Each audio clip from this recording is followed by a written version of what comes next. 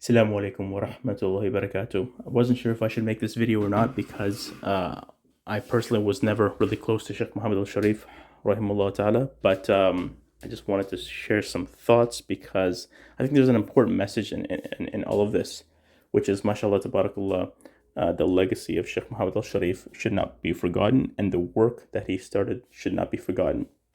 So, to begin, I did have the pleasure of just meeting him casually once or twice in the Al Maghrib classes back in the day.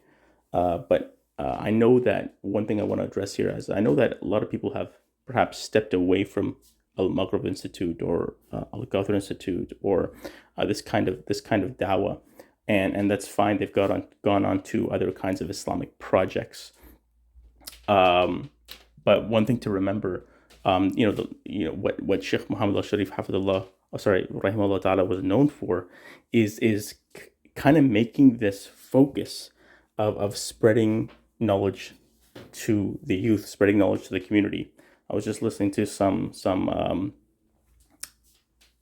summaries of his life right after he passed away, particularly from Sheikh Yasser Birjas and others who were recalling, his kind of vision, and I just don't want that vision to be lost.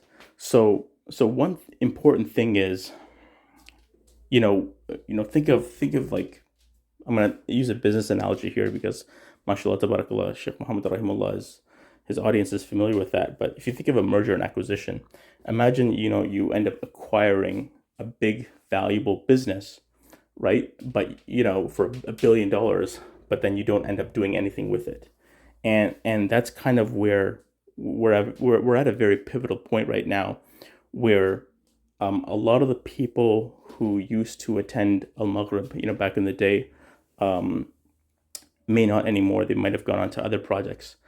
But more importantly, some of them no longer kind of support Al Maghrib. And again, I know I'm touching upon a very controversial point too early here, but I just want you to hear me out. And just as a side note and clarification purpose, I love Shaykh Muhammad AlShareef for the sake of Allah. He's my older brother. He's done way more than I can ever dream of. And more importantly, I ask Allah subhanahu wa ta'ala to place him in Jannat al Firdaus and make him, a neighbor of RasulAllah. I have so much respect for this man, and I wish I could attend his janazah prayer. I know so many good things about him. I've heard on the side about his principles, about his values, mashallah, tabarakallah, why he may have left Canada due to some of the pressures and things like that. There's just so many things that we don't know about him in his private life that I know were amazing things.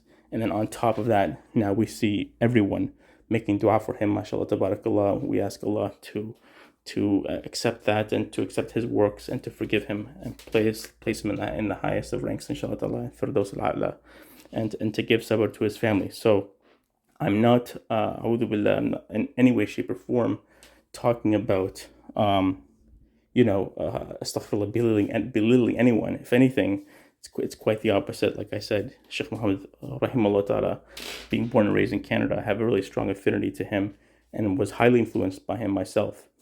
But what I see here, what I see today is a gap, right? There's a lot of brothers and sisters who used to attend Al Maghrib but no longer do or no longer support it. And I think we need to address that. Why is that? By the way, this video, just as a side note, it's called The Big Empty Mosque, and I encourage you to listen to it. It's only 2 minutes long. It's on the Al Maghrib channel.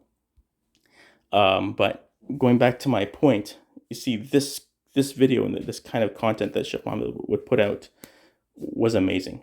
I mean, I never got to attend his visionary retreat. I've heard amazing things about it. I know that even his own colleagues sometimes in the early stages, they weren't sure about this, what they felt, maybe you could say commercialization of Islam or charging prices or whatnot.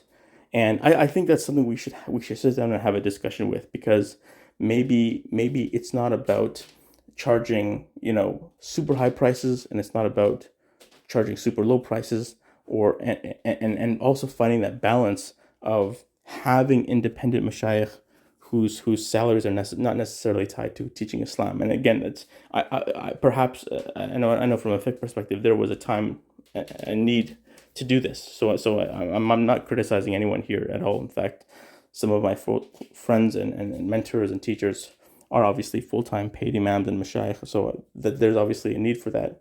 But what I'm talking about is an imbalance where the deen has kind of become commercialized and everything's now we had to get pay for it, and it's very difficult to get time on a sheikh's or imam's calendar if you don't pay or if you don't have some kind of investment with that person. So I just want to go back to the sheikh's original vision and how we can continue that legacy. Um, the other gap that's maybe happened is that I remember attending the early Al Maghrib courses, and they had very strong principles in terms of certain things. So whether it was their political stances, or it was the not throwing any other Muslims under the bus, or whether it was segregation in terms of respecting men and women, and obviously some of the Islamic organizations, I think because of they've brought on people like myself from corporate who may have had a different methodology. They've started to introduce that type of marketing where you see now people in makeup or different kind of clothing being used in marketing. And I think all of this, this is just one example, but I think all of this can have an effect on the barakah that an institute has. So we know that Al Maghrib has slowed down a little bit in the recent years, and I don't think that was necessarily that needed to happen. So this all of this can be revived, but it depends on who's going to take a stand within a particular movement or institute and take a stand and say, okay, you know what, let's establish some rules and ground rules so that we can carry the dawah forward. Shaykh Muhammad rahimullah ta'ala, his janazahs in Dubai today. I wish I could attend. May Allah subhanahu wa ta'ala grant him Jannat al Firdaus. Again, it's still, I think, a shock to all of us. But I don't want us to memorialize too much. I want us to listen to his lectures and carry them forward, inshallah. Let's carry his vision forward. I think that's the best way to do sadaqah jariyah, wallahu alam, right? So definitely, there's a lot more people who are qualified, who were close to him, and I think that they'll be releasing content and whatnot, the lessons that we can learn.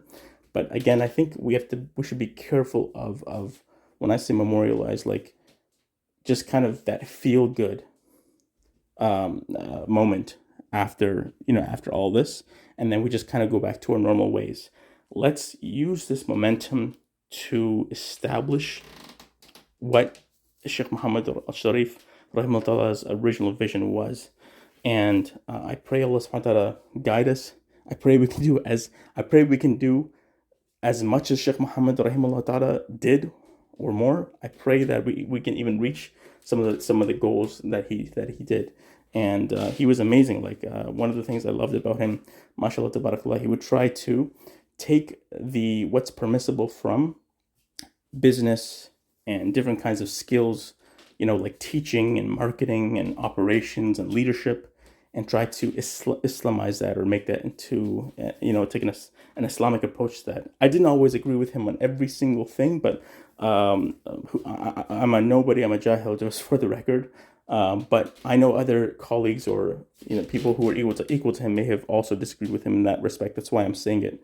And I think that we need to kind of hash out some of those conversations, inshallah, in a very brotherly way, perhaps. I know there's not much time, mashallah. One of the things, amazing things about Shaykh Muhammad rahimahullah, he was very conscious of his time, mashallah. He was a leader, he would execute, he would get things done. He was not a talker. He was someone who'd get things done.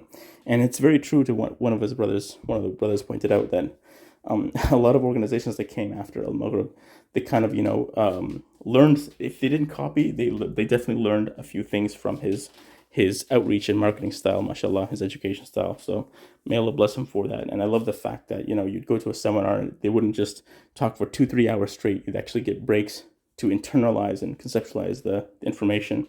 Of course, at the same time, some of the best halaqat I've ever attended were also the free ones in the masjid. I just want to point that out. Or the free Friday nights or whatever, because they had barakah. And I think, like I said, we can continue those kinds of discussions. How can we set up perhaps a program for masajid that's free, or maybe even I don't know, paid for a small nominal fee, that can happen, that can develop leaders. How can we set up that 1 year, 2 year kind of program, not to develop scholars or du'at, but just to develop more knowledgeable and aware Muslims, so they can get their foot into the door with regards to ilm and skill development, inshallah ta'ala. So again, sorry for this long message. May Allah bless all of you, your families. Again, I think this is heartbreaking at the same time, but at the same time, we should be, in a sense, kind of jealous of Shaykh Muhammad AlShareef, rahimahullah, and we should seek to accomplish as much as he did. He did amazing work. We need to match that. We need to keep on helping the dawah move forward and not forget his legacy and his vision, rahimahullah ta'ala. He was, especially for the du'at in Canada and North America, he was a legend, and no doubt. May Allah grant him Jannat al Firdaus. Don't forget his principles. Don't forget those things that he would say. I remember, subhanAllah, mashallah, many times in class, he would just speak the truth, right? Speak the truth, regardless of it sounded correct or politically correct or whatnot, mashallah. So let's not forget that, inshallah ta'ala. Let's understand that, like I said, if we have those hard conversations, those reflections, and kind of bring back that more principled dawah, I think there can be barakah, and that's my overall point here, inshallah ta'ala. And please pray for Shaykh Muhammad AlShareef's family and his friends and family and his da'wah to continue to move forward. And we're all going to face this same, sorry for being long-winded, astaghfirullah, but sorry, we're all going to face the same reality, and I think that's what should click. We are all going to end up facing the same reality, and I pray that we die as Muslims, inshallah ta'ala. وتوفنا المسلمين. السلام عليكم ورحمة الله وبركاته.